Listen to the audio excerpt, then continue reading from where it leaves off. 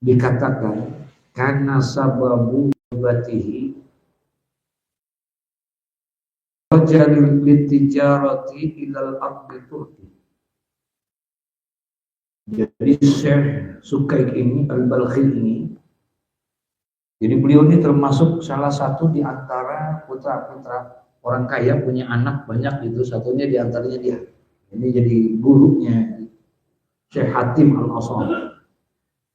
Lagi bercerita tentang karena sababu taubatihi, yakni penyebab daripada taubatnya dia.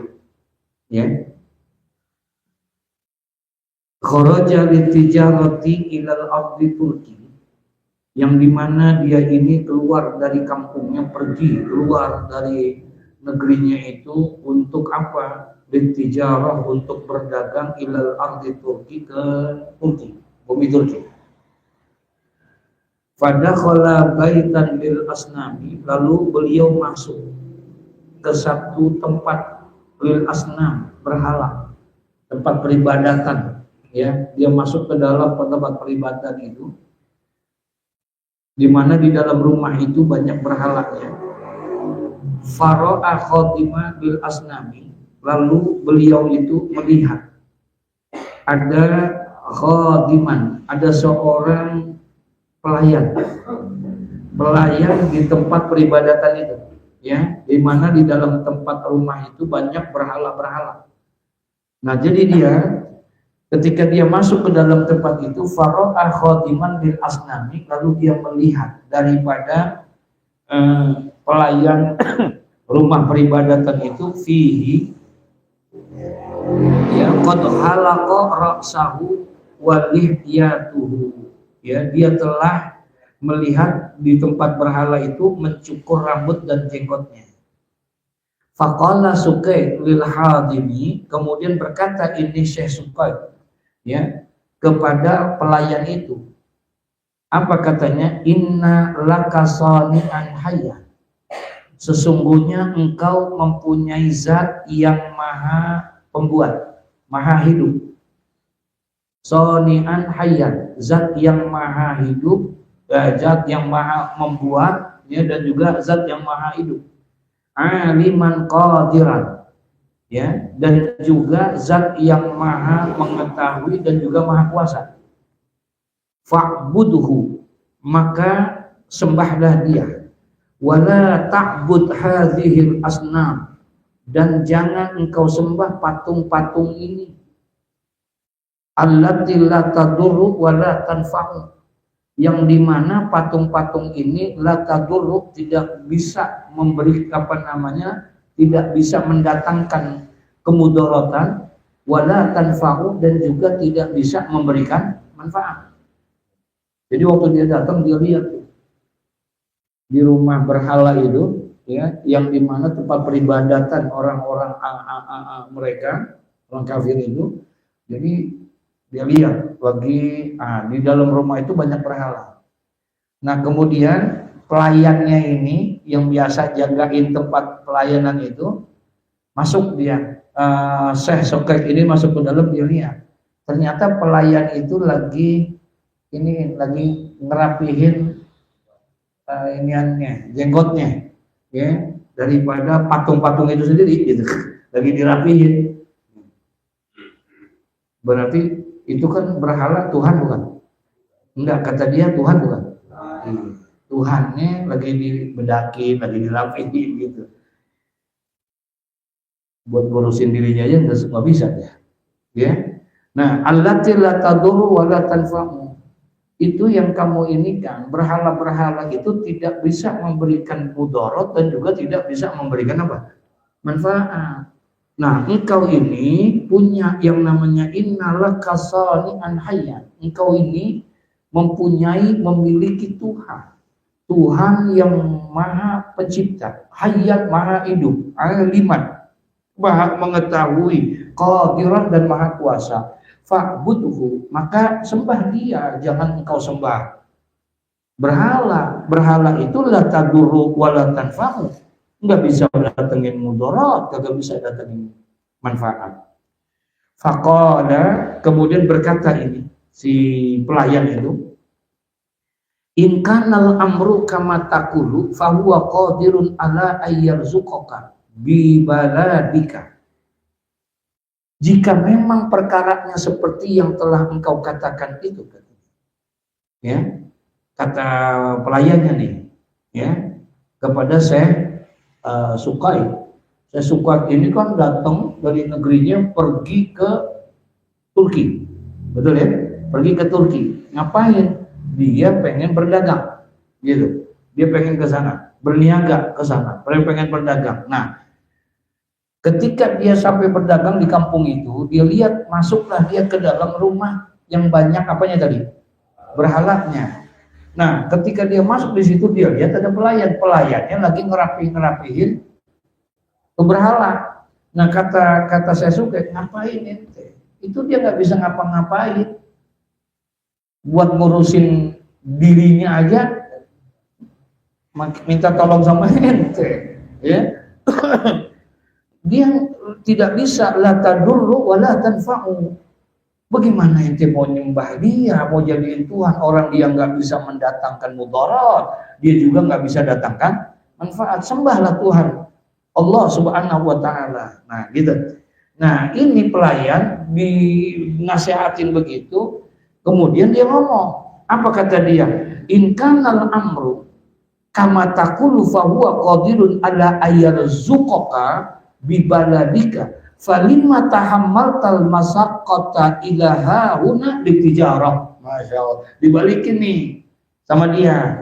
Apa kata dia? In kanal amru, jikalau memang urusannya seperti yang kama taqulu sebagaimana yang kau katakan, ya, fa huwa qadirun, bahwa dia adalah Tuhan yang maha kuasa, Tuhan yang bisa mendatangkan ala ayyarzuqaka bi baladika, yang bisa memberikan rezeki kepadamu di negeri. Yang kamu bilang tadi Tuhan kamu itu Tuhan yang maha mengetahui, ya sembahlah dia yang maha berkuasa, kan begitu tadi, ya. Nah, jikalau engkau bilang kayak begitu bahwa Tuhan engkau adalah qadirun ala ayyarzuqaka bi baladika, bahwa Tuhan engkau itu bisa memberikan rezeki kepadamu di negerimu, falima tahammaltal masaqata ilaha huna litijarah, maka mengapa engkau mau menanggung kesulitan sampai ke sini untuk berdagang?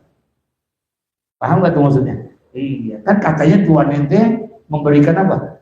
Rezeki, ya, bisa memberikan rezeki ke negeri ente. Nah, sekarang kenapa ente jauh-jauh datang ke Turki? Nyari apa? Dagang, nyari rezeki di sini. Katanya Tuhan kamu itu Tuhan yang memberikan rezeki. Ya, ini kata pelayannya nih, dibalikin lagi nih, saya Sukai. Fantabaha Sukai, maka sadarlah saya Sukai itu. Wa akhadha fi tariqiz zuhdi, lalu beliau mulai mengambil jalan yang zuhud. Wakila, dan dikatakan katanya oleh suatu pendapat, karena sababu zuhdi, bahwa penyebab zuhudnya ini, beliau ini, ya saya suka ini, annahu ra'a mamlukan yal'abu fi zamani qahtin, bahwa sesungguhnya Syekh Sukan ini melihat seorang budak sedang bermain-main dia yal'abu fi zamani qahtin, di masa yang paceklik. Wa kana nasu ma'zuni nabihi, sedangkan orang-orang merasakan susah karenanya. Di zaman lagi susah, ada seorang budak rumahnya tenang-tenang aja, santai-santai aja, nggak mempengaruhi. Padahal pada saat itu lagi zaman paceklik, banyak yang susah. Kok ini anak si budak ini nggak merasakan apa? Susah gitu, ya. Faqala Sukai, maka berkata si Sukai itu, ma hadzal nasatu allazi fika amma tara ma fihi nasu minal jadabi. Semangat apakah gerangan, kata dia, allazi fika, yang sedang engkau alami, amma tara ma fihi nasu minal jadabi, ya, tidakkah engkau melihat paceklik yang sedang dialami oleh orang banyak? Kok ente romannya biasa-biasa aja, ya, kan lagi masalahnya ekonomi, paham gak maksudnya? Ya, tapi dia lihat orang lagi pada susah, sementara dia nih budak tenang-tenang aja, kagak ada masalah, gitu. Faqala zalika, maka berkatalah itu al-mamluk, yakni budak itu, wa ma alayya min zalika wa limaulaya qaryatun khalisatun. Apa yang menyusahkan aku dari malapetaka itu? Kata dia nih, ya, apa yang menyusahkan aku daripada malapetaka kepadaku? Wali maulaya qaryatun khalisatun, sedangkan tuanku itu memiliki sebuah daerah yang dimana daerahnya itu ya khalisatun, selamat daripada paceklik itu. Yadkhulu lahu minha, ya masuk kepadanya daripada penghasilannya manah taju nahnu ilaihi, dari penghasilan daerah tersebut semua yang kami butuhkan. Nah, saya sih nggak merasa susah, orang bos saya, majikan saya, ya dia punya usaha di tempat yang lain, yang dimana di tempat itu tidak ada paceklik, paham tuh maksudnya? Berarti mau nggak mau dia dapat gaji nggak? Iya kan, dia dapat juga berarti, gitu kan? Berarti dia nggak merasakan. Bagaimana sih mau bisa merasakan, gitu? Dan paceklik ini padahal pimpinan saya, majikan saya ini punya usaha banyak dan tidak berpengaruh dengan apa yang sudah masa itu. Pantabaha, maka sadarlah itu Syekh Sukair. Waqala, kemudian berkata dia, in kana li maulahu qaryatun wa maulahu mahlukun fakirun. Kata Syekh Sukair, seandainya tuannya itu memiliki suatu daerah, ya, wa maulahu makhlukun, dan dia budaknya seorang makhluk, fakirun yang fakir, summa innahu laisa yahtamu li rizqihi, ya, sehingga kemudian dia tidak lagi mementingkan lagi pada rizkinya, fa kaifa yaliku ayyahtamal muslimu li rizqihi wa maulahu ghaniyun. Bagaimana layaknya seorang muslim mementingkan rizkinya sedang Tuhannya itu maha kaya, gitu. Orang budak aja itu tenang aja dia. Habis emang udah dijamin. Orang sih boleh susah. Sementara bosnya dia, majikannya dia susah nggak? Nggak susah, karena di tempat usaha yang di daerah lain yang di mana situ tidak ada pacekliknya, ya, usahanya dia tetap berkembang.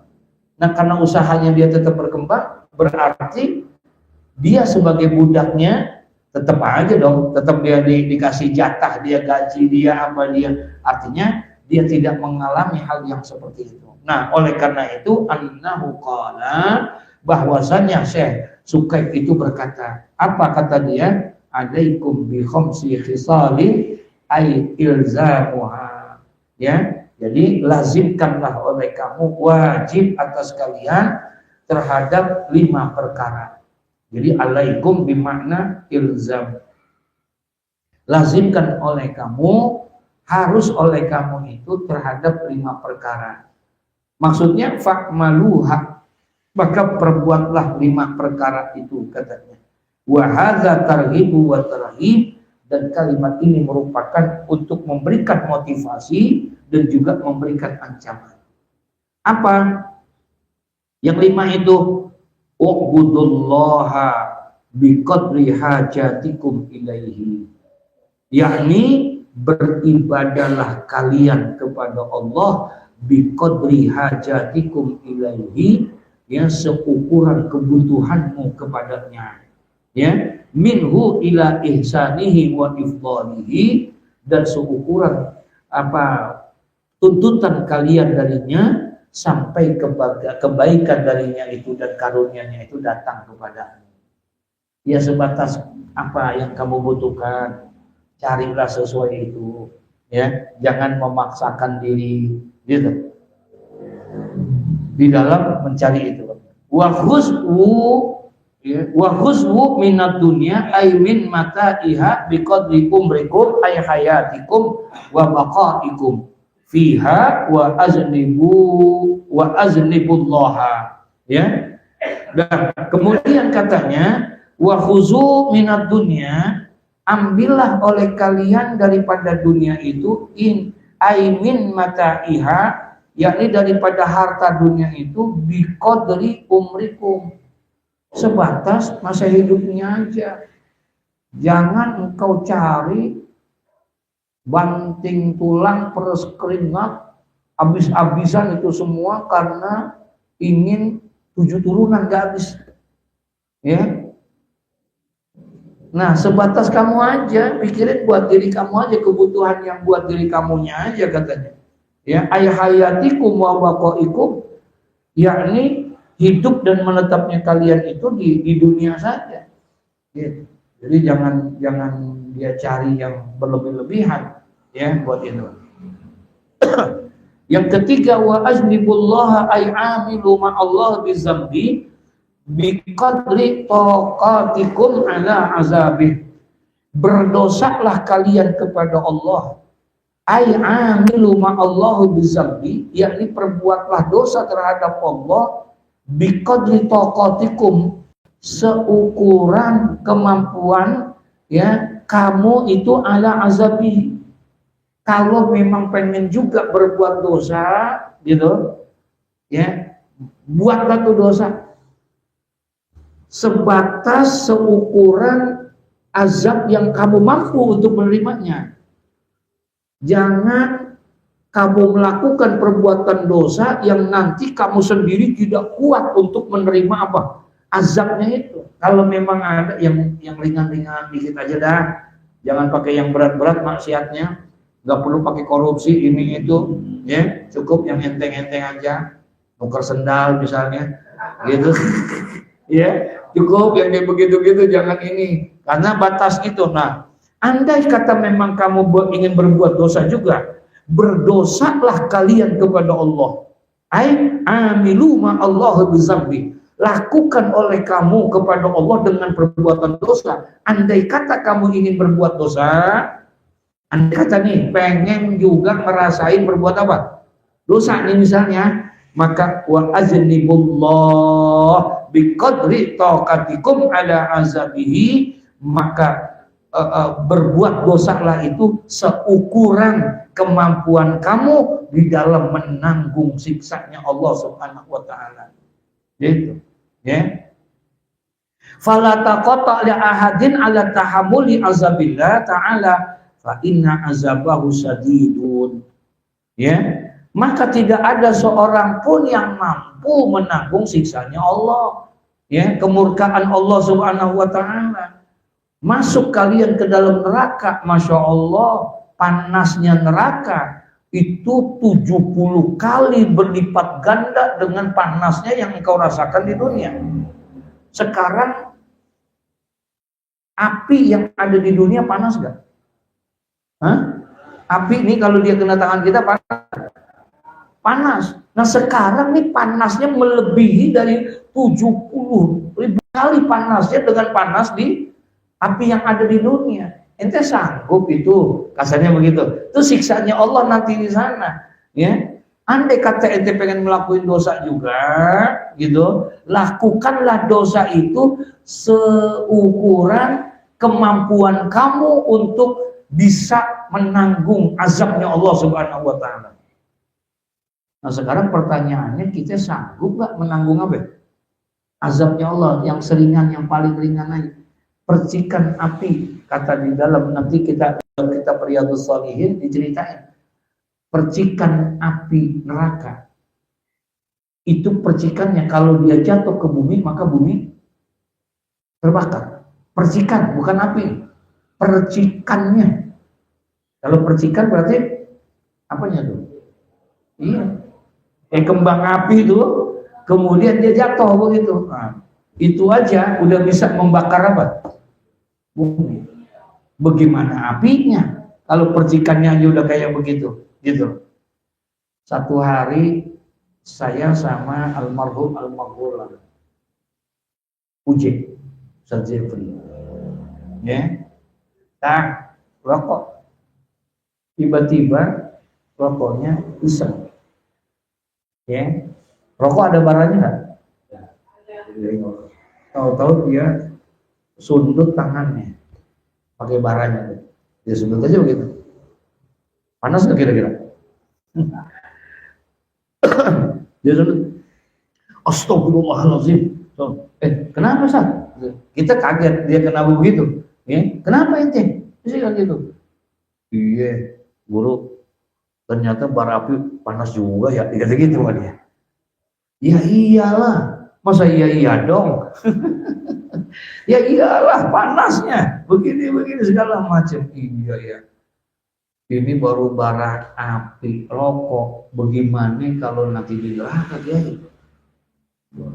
Ya, Masya Allah. Segitu aja kamu nggak sanggup dengan panasnya rokok itu. Bagaimana kamu bisa menanggung tuh siksanya Allah, panasnya neraka nanti di sana? Artinya kalau memang pengen berbuat dosa, kali juga pengen banget kali pengen ngerasain bagaimana sih orang berbuat dosa. Nah, berbuat dosa lah kamu yang sebatas kira-kira kamu mampu menanggung murkanya Allah. Seukuran itu aja dah. Makanya tadi saya bilang, jangan yang berat-berat, nuker apa? Nuker sendal aja dah, terada ringanan, gitu ya, daripada yang berat-berat. Masya Allah. Kalau pengen berbuat apa? Dosa. Kalau pengen berbuat dosa, pikir-pikir dulu. Silakan. Kalau ente pengen berbuatlah perbuatan dosa itu seukuran yang kamu sanggup untuk menahan siksanya Allah Subhanahu wa ta'ala. Masya Allah. Ya. Kemudian apalagi? Wa tazawwadu fid dunya biqadri muqsikum fil qabri. Berbekalah kalian di dunia ini, katanya. Wa tazawwadu fid dunya. Dan berbekalah kalian ini di dunia, ai ittakhazu fiha zadan lisafarikum ilal akhirah. Yakni ambillah oleh kalian fiha di dunia ini zadan lisafarikum, bekal untuk perjalanan kalian ke akhirat. Bagaimana? Biqadri muqsikum fil qabri, dengan seukuran kalian bisa berdiam nanti di dalam kubur, aywama ba'dahu, dan kehidupan setelahnya. Pikirin juga bekal kamu nanti besok bagaimana nih. Kalau ente mati, kan hidup, kita yakin dan kita percaya bahwa hidup ini tidak hanya sampai di dunia. Ada lagi yang namanya kehidupan akhirat. Dan kehidupan akhirat itu diawali tempatnya itu adalah kubur. Jadi kubur itu termasuk alamul akhirat. Sebab kata Nabi, al-qabru awwalul manzilin fi manazilil akhirah. Kubur adalah merupakan tempat pertama di antara tempat-tempat akhirat. Jadi ternyata akhirat itu bukan hanya surga dan neraka. Ada 7 tahapan, ada 7 tempat yang mesti kita lalui. Ahwanuha, yang paling pertama kematian. Kematian itu adalah merupakan tahapan pertama untuk kita bisa, kata Nabi begitu dalam kitab Mukhtarul Ahadits, bainal abdi wal jannati sab'u aqabatin. Antara seorang hamba dengan surga itu, kalau dia pengen masuk sab'u aqabatin, dia harus melewati 7 tahapan. Kalau pengen masuk apa? Surga. Dia mesti lewatin 7 tahapan. Ahwanuha, yang pertama, yang paling terendah, al-maut. Yaitu apa? Kematian. Jadi kematian ini adalah tahapan pertama untuk bisa masuk ke dalam surga. Artinya, kalau pengen masuk surga, maka dia harus apa dulu? Mati dulu. Nah sekarang pertanyaannya, apakah setiap orang yang mati itu pasti masuk surga? Enggak. Makanya ulama mengatakan kematian itu ada 2. Ada mati dalam keadaan baik, husnul khotimah namanya. Ada mati dalam keadaan jelek, namanya apa? Su'ul khotimah. Oh jangan harap kita bisa lulus di tempat yang pertama ini. Dari 7 tahapan. Lulus gak kita tahapan pertama? Jangan harap kita bisa masuk surga kalau di tahapan yang pertama aja kita tidak mendapatkan kebaikan, mati su'ul khotimah. Nauzubillah. Berarti udah gagal di situ ya, semuanya gagal. Ya, semuanya gagal. Nah, oleh karena itu katanya berbekallah kamu. Wa tazawwadu fid dunya. Carilah, berbekallah kamu sekalian di dunia itu biqadri muqsikum fil qabri, ya, dengan seukuran kalian nanti berada di dalam kubur. Bekal ente apa dalam kubur? Kuburan gelap enggak? Nah, sekarang perlu cahaya. Ada orang bilang, tolong doakan mudah-mudahan almarhum diampuni dosanya oleh Allah. Mudah-mudahan almarhum diluaskan kuburnya oleh Allah.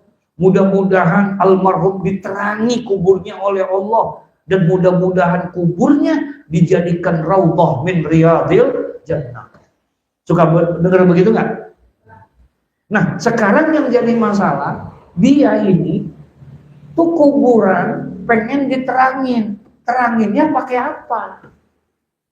Apa pakai lampu begini? Bukan, ini lampu dunia. Dia hanya bisa nerangin musola. Lampu ini hanya bisa menerangi rumah. Tapi lampu ini nggak bisa menerangi alam kubur. Berarti kita harus cari lampu yang bisa nerangin alam kubur kita. Di mana nyarinya? Di dunia. Di dunia kita cari. Dengan cara apa kita? Kata Nabi, as-salatu nurun. Sholat itu adalah cahaya yang menerangi alam kuburmu. Bekalmu, cari itu bekal kamu untuk bisa menerangi alam kubur itu. Dengan melakukan apa? Sholat. Maka sholat yang kamu kerjakan tadi, zuhur, asar, maghrib, isya, subuh, dia akan berubah nanti menjadi apa? Mencari cahaya yang menerangi alam kuburmu. Bekalmu seukuran itu. Cari itu di dunia. Bukan di akhirat dari bekalnya. Kenapa? Akhirat bukan negeri beramal. Negeri beramal itu adanya di mana? Di dunia. Kata Nabi, ad-dunya darul amal, laisa darul jaza. Dunia itu tempatnya beramal. Beli tuh lampu-lampu buat dikuburin kita. Beli tuh tempat yang bisa menjadikan kubur kita jadi menjadi taman-taman surga. Carinya di dunia, bukan di sana. Sekarang kalau dia udah masuk akhirat, udah nggak bisa. Sebagaimana yang diceritakan dalam Al-Quran, bahwa saat ini orang-orang yang sudah ada di dalam kubur, yang sudah meninggal, Allah ceritakan ternyata mereka semua tiap malam dia selalu menangis dan meminta kepada Allah, ya Allah, keluarkan kami dari tempat ini, ya Allah, keluarkan kami dari kubur ini, ya Allah, berikan kesempatan kami pengen sholat, kami pengen ngaji, kami pengen sodako, kami pengen ini. Kata Allah, udah cukup, bukan tempatnya lagi kamu ngomongin sholat, karena sekarang kamu ada di akhirat. Bukan tempatnya lagi ente ngomongin ngaji, karena ini tempat balasan, bukan tempat beramal. Tempat beramal itu adanya di mana? Di dunia. Mumpung engkau ada di dunia, beramallah. Satu hari Imam Hasan Al-Bisri lagi ngajar begini. Ketika Imam Hasan Al-Bisri lagi ngajar seperti ini, tiba-tiba lihat tuh ada seorang jenazah lagi diusung. Kemudian berdiri dia menghormatin. Kata murid-muridnya, kenapa saya mau hormatin dia? Oh, itu siapa yang meninggal, kata Imam Hasan Al-Bisri? Si Fulan, bin Fulan tinggal di sana. Saya mau tanya sama kalian. Kalian kenal nggak sama jenazah itu? Kenal. Dia itu adalah orang kampung sana meninggal. Oh. Saya mau tanya sama kalian. Ini orang yang jenazah yang meninggal ini, andai kata Allah hidupkan lagi dia, ya, andai kata Allah hidupkan lagi kepada dia, kira-kira apa yang dia ingin lakukan? Andai kata nih jenazah yang sudah dibawa ini, kemudian dia dihidupkan oleh Allah. Kalau Allah mau hidupin bisa nggak? Ya, Allah hidupkan kepada dia. Andai kata Allah hidupkan kepada dia, saya mau tanya sama kalian, kira-kira apa yang akan dilakukan oleh jenazah itu kalau dihidupkan lagi? Apa kata murid-muridnya Imam Hasan Al-Bisri? Tuan Imam, kami yakin seyakin-yakinnya kalau seandainya itu mayit, kemudian dihidupkan lagi, ditaruh lagi ruhnya, pasti dia akan bertobat kepada Allah Subhanahu wa taala. Pasti dia akan melakukan sholat, dia akan melakukan ibadah ini dan lain sebagainya. Kenapa? Karena dia sudah lihat. Allah sudah mempertunjukkan dan Allah memperlihatkan ketika dia dalam keadaan sakaratul maut. Jadi waktu dia dalam keadaan sakaratul maut, kalau sakaratul maut udah mati atau belum? Dalam sakaratul maut udah mati belum? Belum. Dia belum mati. Ketika pada saat dia belum mati, dalam keadaan sakaratul maut, itu sudah tidak bisa berbuat apa-apa lagi. Dibawa ke rumah sakit. Waktu dimasukin ke rumah sakit, apa kata dokter? Pak, bawa pulang aja. Ya, bawa pulang aja, percuma. Ini udah habis. Tinggal nunggu waktunya doang. Apa yang namanya, sayang-sayang ngeluarin duit yang banyak, mendingan lebih baik pulang. Udah dia udah nggak bisa kemungkinan buat ini. Dibawa pulang tuh, rumah sakit nolak. Rumah sakit nolak dia, dibawa pulang. Nah ketika dia pulang, kemudian pada saat itu ditaruh tuh, datang tuh keluarganya, datang tuh saudaranya, datang semua anak-anaknya. Kemudian itu yang sakaratul maut dibimbing-bimbing, diiniin, segala macam, diucapin talqin dan lain sebagainya. Udah nggak denger dia.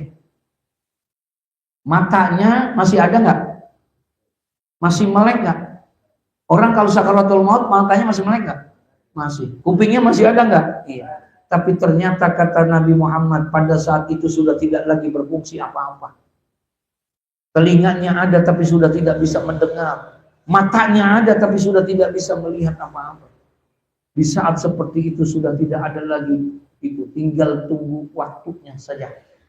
Nikmat tinggal tunggu masih ada enggak nikmat yang bisa masuk kepada dia. Ya. Suka diinin air. Dibikinin air tuh diinin air. Tahu-tahu airnya keluar. Berarti sudah menolak nikmat. Sudah habis dah pada saat itu.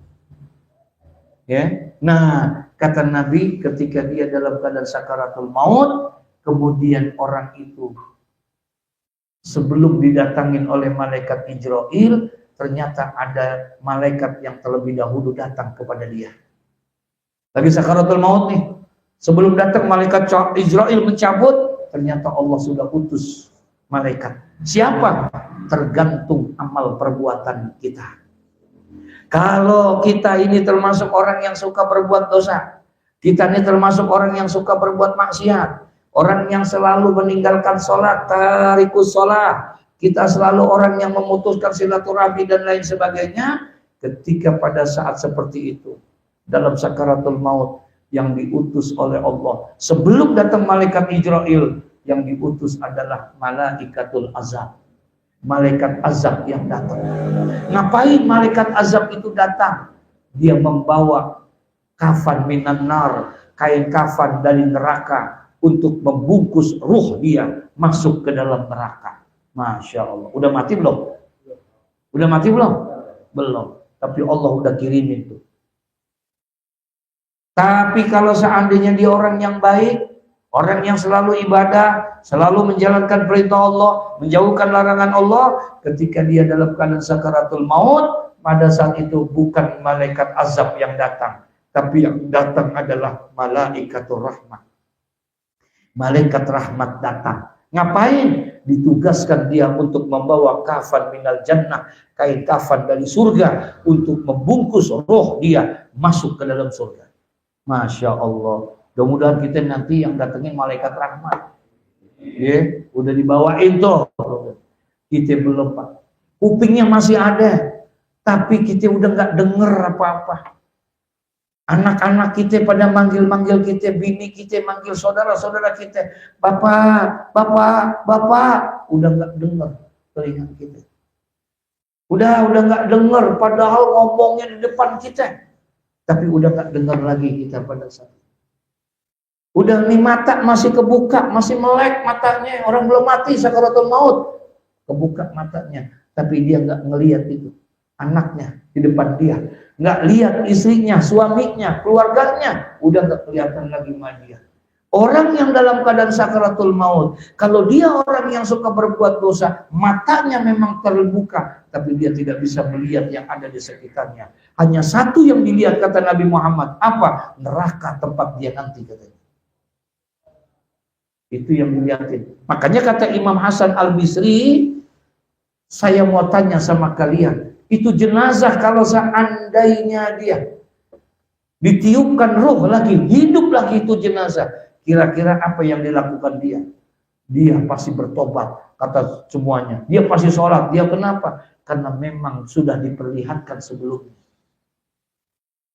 Belum mati aja udah diperlihatin tuh tempatnya. Ternyata Masya Allah, neraka tempat dia. Disitulah kita berteriak minta sama Allah. Apa? Akhirni ila ajalin qarib. Kita minta tuh akhirni ila ajalin qarib. Ya Allah, jangan kau matikan sekarang ya Allah. Saya belum siap ya Allah. Dengan suara yang lantang. Suara kita kenceng, kita minta tuh akhirni ila ajalin qarib. Jangan kau matikan sekarang. Kasih kesempatan saya. Satu saat aja saya pengen sholat, saya pengen tobat, saya pengen ibadah. Minta. Kenceng suaranya. Yasma'u sautahu kullu syai'. Semua mendengar suara orang itu. Illal insan, kecuali manusia, enggak ada yang dengar. Anaknya di depan enggak dengar, semuanya enggak dengar. Minta yang seperti itu. Masya Allah. Ya. Nah, kata Imam Hasan Al-Bisri, kalau seandainya dihidupkan oleh Allah, benar, dia pasti akan minta, dia akan bertobat, dia akan ibadah, dia akan. Tapi sayang, seribu sayang, sekarang dia sudah dalam kondisi seperti itu, bisa sholat lagi nggak? Nggak bisa. Dia sudah tidak bisa lagi beribadah. Mumpung, kata Imam Hasan Al-Bisri, engkau belum diawak dengan keranda itu, engkau belum masuk ke dalam keranda itu, mumpung engkau masih dikasih kehidupan, maka sholatlah kalian, maka beribadahlah kalian. Masya Allah. Kalau udah kayak begitu, masih bisa sholat nggak? Enggak. In qata'a amaluhu, putus sudah. Ya. Wa inna ma zakaral qabra li'annahu awwalu umuril akhirah. Dan sesungguhnya beliau menyebut bahwa kubur itu adalah merupakan perkara akhirat yang pertama. Tempat pertama akhirat itu adalah kubur. Tapi kondisi akhirat yang pertama kematian.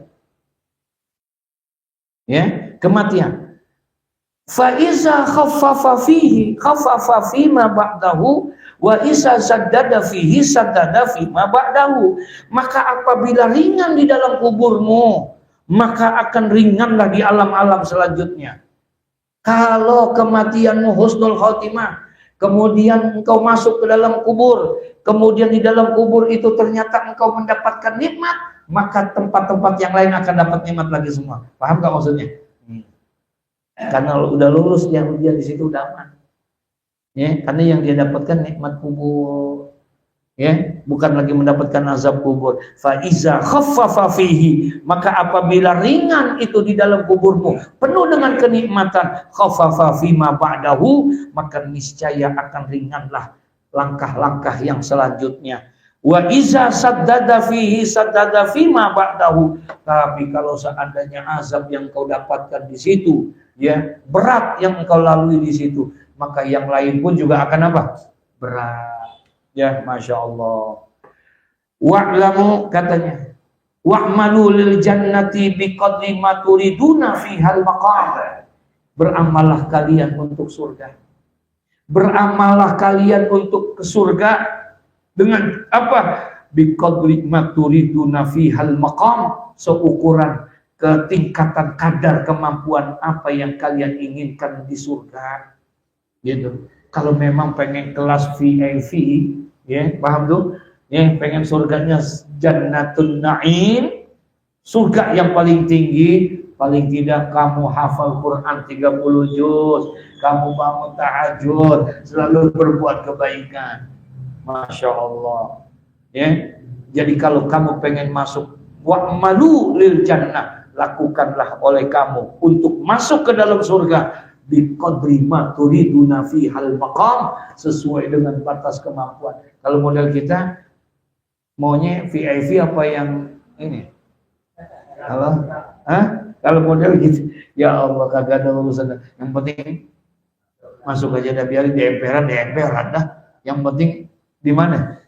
Di surga. Astagfirullah. Makanya benar kata saya Abu Nawas itu, ilahi lastulil firdausi ala wala aqwa ala naril jahim. Itu ilahi lastulil firdausi ala. Ya Allah ya Tuhanku, iya saya sadar saya nggak pantas untuk bisa masuk ke dalam surga firdausi a'la, ya surga yang paling indah. Saya sadar saya nggak bisa ke sana dengan batas kemampuan amal ibadah saya. Saya tahu berapa banyak sholat saya tahu berapa banyak ibadah saya tahu berapa banyak sedekah saya tahu maksiat apa yang sudah saya lakukan. Saya sadar saya tidak pantas untuk masuk ke dalam surga. Tapi wala aqwa 'ala nari jahimi. Tapi saya mohon maaf ya Allah, saya enggak kuat kalau engkau masukkan ke dalam surga. Ke dalam apa? Neraka. Masuk surga kagak pantas. Masuk neraka terus mau dimana dong gitu jadinya tuh. Tuh kata Abu Nawas gitu tuh. Ya, Masya Allah. Nah, oleh karena itu sebatas kemampuan itu. Nah, dari situlah katanya wa an Suqaiqil al-Balkhi annahu qala talabna khamsan fawajadnaha fi khamsin. Maka oleh karena itu kami telah mencari 5 hal yang tadi, lalu kami menemukannya fawajadnaha, maka kami dapatkan yang 5 itu fi khamsin, di dalam 5 tadi. Apa caranya supaya kita bisa beramal itu? Talabna tarkaz dzunubi, maka kami mencari peninggal dosa. Fawajadnahu fi salatid duha, lalu kami menemukannya di dalam salat duha. Lazimkan untuk melaksanakan salat duha. Kemudian apalagi wa talabna diya al-kubur, lalu kami mendapatkan yang namanya penerang cahaya di dalam kubur. Fawajadnahu fi salatil lail, dan aku bisa mendapatkan itu cahaya yang terang, yaitu dengan salat di waktu malam. Masya Allah. Tuh kalau ibarat lampunya lampu kristal tuh. Ya, bukan lampu bohlam yang ini, tapi lampu kristal salat malam. Yang ketiga, wa talabna jawab wa munkari wa nakirin fawajadnahu fi qiraatil Qur'an, dan saya cari celah untuk bisa nanti menjawab daripada pertanyaan siapa? Munkar nakir. Bagaimana caranya? Fawajadnahu, maka kami dapatkan, kami temukan itu adalah dengan apa? Fi qiraatil Qur'an, dengan membaca Quran. Karena semakin banyak Quran yang kita baca, maka insya Allah Allah akan mudahkan lisan kita untuk bisa apa? Menjawab pertanyaan malaikat munkar nakir. Makanya kata ulama, nanti ketika masuk kita ke dalam kubur, kemudian datang itu malaikat munkar nakir, akan bertanya kepada kita dengan bahasa Arab. Sampai dikatakan lughatul Arabiyyah adalah lughatul ahlul jannah wa lughatul ahlul Quran wa lughatul ahlul kubur. Bahasa Arab itu adalah bahasanya penduduk surga. Jadi nanti orang yang masuk surga ngomongnya bahasa. Nah sekarang kita bisa bahasa Arab kan? Berarti masuk apakah itu ntar? Yang kedua, lughatul ahlul kubur. Dia itu bahasanya alam kubur. Pertanyaan daripada malaikat munkar nakir bahasanya bahasa Arab. Kata ulama nih, Lah, sekarang pertanyaannya, kita ini bisa nggak bahasa Arab? Alhamdulillah sih bisa. Akhi. Iya gitu aja kita. Ya, akhi, ikhwan. Udah begitu doang, terus segitu doang udah. Wassalamualaikum. Lalu bagaimana yang bisa kita iniin? Kata ulama, walaupun kita tidak bisa bahasa Arab, insya Allah nanti di alam kubur kita akan jadi orang yang fasih bahasa Arabnya. Walaupun waktu hidup dia nggak bisa bahasa Arab, insya Allah kalau masuk surga dia akan diberikan kemudahan jadi bisa bahasa Arabnya dengan syarat satu, dia pernah belajar Al-Quran. Makanya di sini dibilang, wa talabna jawaba munkari wa nakirin, dan kami mencari jawaban malaikat munkar nakir. Bagaimana nih caranya bisa menjawab munkar nakir? Kata dia, fawajadnahu, maka kami dapatkan itu untuk bisa menjawab daripada pertanyaan malaikat munkar nakir dengan cara apa? Fi qiraatil Quran, dengan membaca Quran. Beruntung orang yang pernah belajar Quran, nanti Allah akan jadikan lisannya bisa dengan bahasa apa? Arab. Masya Allah. Ya. Wa talabna uburu sirat, dan kami mencari jalan untuk bisa menyeberangi jembatan apa? Sirat. Bagaimana nih? Fawajadnahu fi saumi, lalu kami dapatkan untuk mempermudah bisa jalan di jembatan sirat itu adalah dengan memperbanyak apa? Berpuasa, baik yang wajib maupun yang sunnah.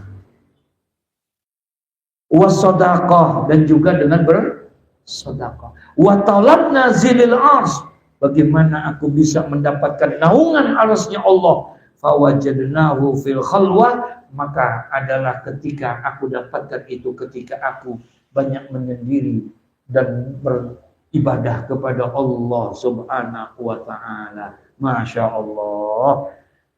Ya, romannya berat amat ini pengen masuk surga ya. Iya, tapi untung surga itu tidak dilihat dari amal ibadah kita. Surga itu adalah dengan rahmat dan ridhonya Allah Subhanahu wa ta'ala.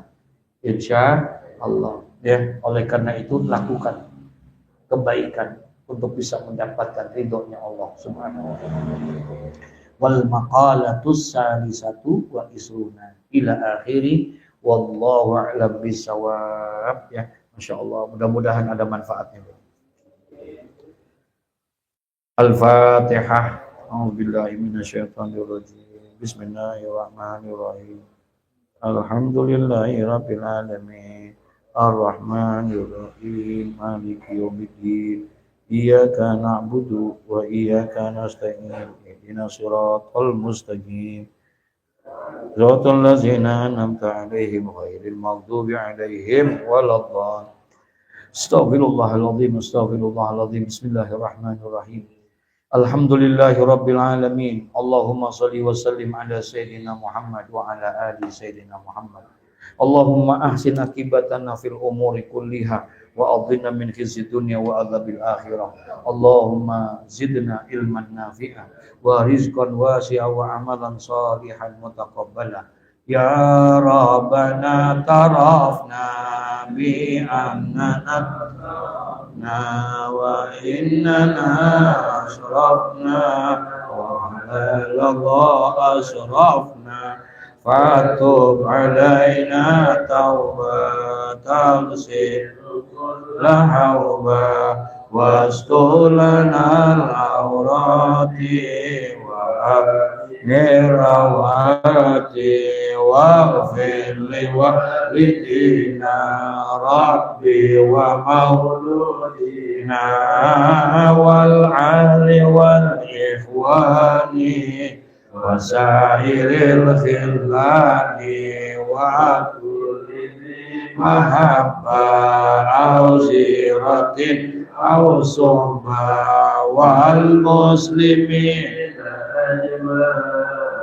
Mina Rabbi asma fadla wa jurdan wa la bihtisabi minna bil Mustafa Rasulih na'adha bi kulli sulli salla wa sallam bi alaihi adal abdi wa alihi wa sahbihi idadata syisobi wal ilahi bil badi wa nahi wa sallallahu ala sayyidina Muhammad wa ala alihi wa sallam walhamdulillahi rabbil alamin. Al-Fatihah. Bismillahirrahmanirrahim. Alhamdulillahi rabbil alamin arrahmanir rahim maliki yaumiddin iyyaka na'budu wa iyyaka nasta'in ihdinas siratal mustaqim siratal ladzina an'amta 'alaihim ghairil maghdubi 'alaihim waladdallin amin. Para jamaah, tadi saya lihat sudah dibagikan amplop ya dalam rangka untuk ikut serta membantu kegiatan Maulud baginda Nabi kita Muhammad SAW di Majlis Syarif Hidayatullah ya. Mudah-mudahan ada rezekinya untuk kita bisa ikut serta. Bukan buat kami, tapi ini buat tamu-tamunya Rasulullah SAW. Ya insya Allah ada keberkahan buat kita semua. Yang kedua, selain daripada tadi amplop itu, bahwa berdasarkan permintaan majlis-majlis yang ada, yang saya diminta untuk memimpin pengajiannya, ada hampir 38 pengajian ini, minta sebahagian itu supaya diadakan haul akbar sebagaimana kayak di pesantren Asy-Syafi'iyah, kayak di At-Taqwa Kedul Ali ya, supaya ada haul akbar.